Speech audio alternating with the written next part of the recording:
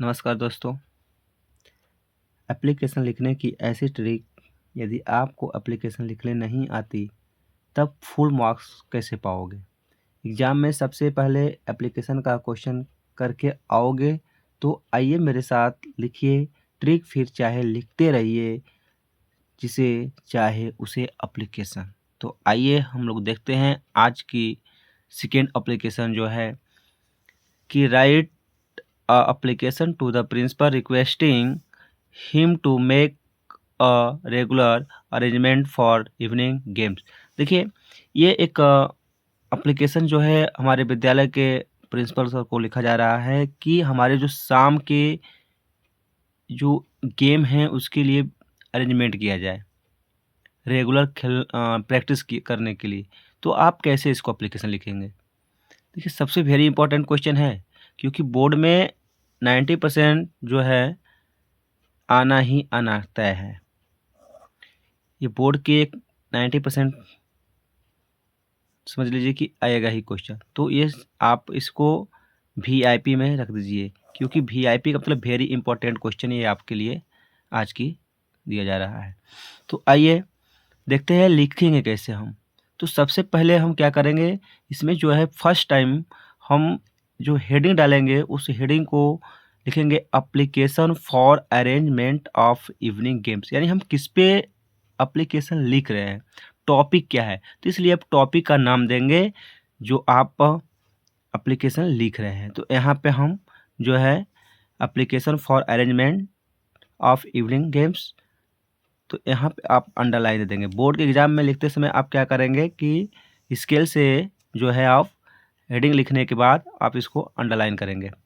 फिर इसके बाद आपको लिखना क्या है हेडिंग के बाद। फिर उसके बाद हर एप्लीकेशन में जो लिखा जाता है ये आपको पता होना चाहिए कि क्या लिखा जाएगा। सबसे पहले टू लिखने के बाद गलतियाँ नहीं करना है आपको। टू लिखने के बाद कॉमा का ध्यान देना है। इसके बाद कॉमा के जस्ट नीचे the principal Dronacharya academy Chandauli UP 67। यानी आप जो है द प्रिंसिपल के बाद यहाँ आप अपने विद्यालय का नाम या अदर विद्यालय के नाम कुछ भी लिख सकते हैं। यहाँ विद्यालय नेम होना चाहिए, उसके बाद विद्यालय नेम जहाँ है उसका पता होना चाहिए। ठीक है, तो हमें आशा है कि आप लोग को समझ में आ रहा होगा। तो द प्रिंसिपल द्रोणाचार्य एकेडमी यानी यहाँ कॉलेज नेम या स्कूल नेम, उसके बाद स्कूल का पता होना चाहिए कि विद्यालय जो कॉलेज है स्कूल है वो है कहाँ।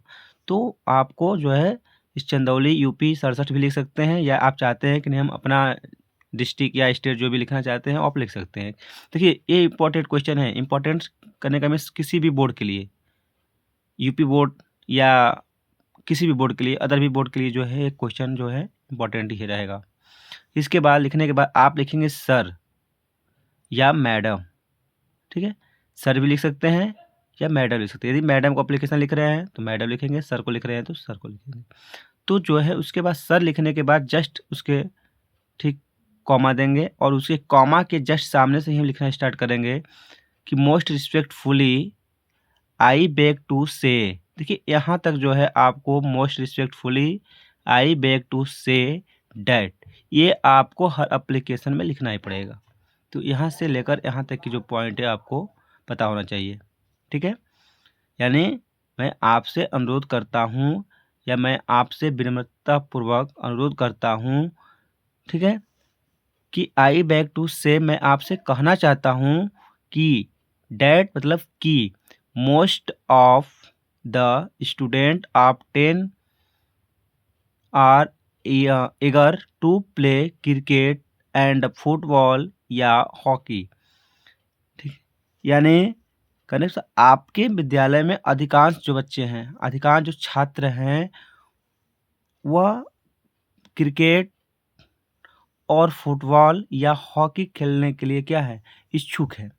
ठीक है, ईगर यानी जो ईगर है, ईगर मतलब वो इच्छुक है। हॉकी, फुटबॉल, क्रिकेट, अदर भी गेम का नाम भी आप लिख सकते हैं। देखिए, यहाँ पे हमने आपको अब क्रिकेट जो नेम पॉपुलर है उसको हम राइट कर दिए हैं, ताकि आपको कौन सा मतलब आप कौन सा क्रिकेट खेलते हैं, सॉरी कौन सा गेम खेलते हैं, जो भी गेम आपको पसंद हो, जो भी आपका गेम फेवरेट हो, उससे आप क्या करेंगे, राइट कर देंगे। हमको क्रिकेट और प्ले फुटबॉल भी लिख सकते हैं आप। इसके बाद there is no arrangement in the college, यानी जो है कॉलेज में, sorry there is no arrangement in the college, यानी जो कॉलेज व्यवस्था मतलब स्कूल में या कॉलेज में जो है इसकी व्यवस्था नहीं है, मतलब एक गेम की व्यवस्था अरेंजमेंट नहीं है। तो अतः आई देयर फोर, चलिए नीचे आते हैं थोड़ा, ठीक है। तो I therefore request you good self to make arrangement for regular evening games for practice, यानी अतः मैं आपसे अनुरोध करता हूँ कि अभ्यास के लिए नियमित शाम के खेलों की व्यवस्था करें, ठीक है। आई देयरफॉर रिक्वेस्ट यू, अतः मैं आपसे अनुरोध करता हूँ कि good self to make arrangement for regular evening games for practice, कि अभ्यास के लिए, प्रैक्टिस के लिए नियमित शाम के खेलों की व्यवस्था करें, यानी हमारे जो है प्रैक्टिस के लिए, गेम प्रैक्टिस के लिए शाम के समय में आप हमारे क्या है, गेम के लिए व्यवस्था करें। इसके बाद I shall beg oblige to you, ठीक है, sorry I shall be obliged to you, मैं आपका आभारी रहूँगा। इतना वर्ड लिखने के बाद आप श्योर हो गए हैं। इसके बाद क्या करेंगे कि थैंक यू, आप एप्लीकेशन लिख रहे हैं तो आप धन्यवाद भी देंगे ताकि आपके काम को क्या है, वो कर सके। तो इसके बाद थैंक यू, डेट जो है, जिस डेट को एप्लीकेशन लिख रहे हैं वो डेट डालिएगा, ठीक है। हमने आज लिखा 26/1/2026 को, तो हम आज का डेट डाल दें। आप जिस डेट को एग्ज़ाम में बैठेंगे उस डेट को आप यहाँ पे राइट कर देंगे। इसके बाद जो है यहाँ पे योर ओबीडियंटली, मतलब आपकी जो है आज्ञाकारी शिष्य, ठीक है, आपके आज्ञाकारी शिष्य, जो भी नेम अपना नहीं लिखना है, XYZ लिखकर आप भी छोड़ देंगे, ठीक है। इसके बाद क्लास, किस क्लास में पढ़ते हैं आप उस क्लास का डाल देंगे कि 10 है, 10A है, 10B है, सेक्शन जो है आप राइट कर देंगे। तो आपको समझ में आ गया होगा, ठीक है। तो लाइक और कमेंट करके जाइएगा, सब्सक्राइब भी कर दीजिएगा। हाँ, आप लोग स्क्रीनशॉट लेना है तो ले लीजिए।